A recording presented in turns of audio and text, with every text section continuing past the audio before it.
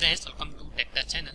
Today I am going to show you in this video how to fix missing screen brightness slider option in Windows 11 PC. So before we start the video, please subscribe my channel for more latest video. Guys, first of all you have to open command prompt, type here cmd, right click on command prompt, click on run as administrator, then type here sfc space /scan now, then hit enter. Wait for 100%. After 100%, close this window.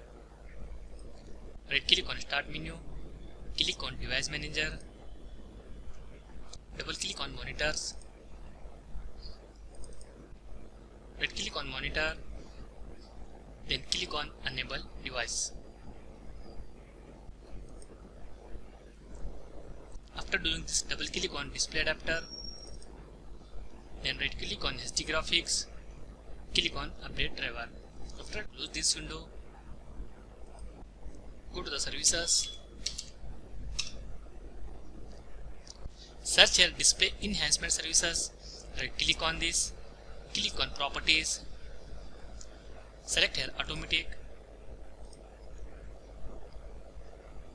then click on apply, click on OK, then close this window,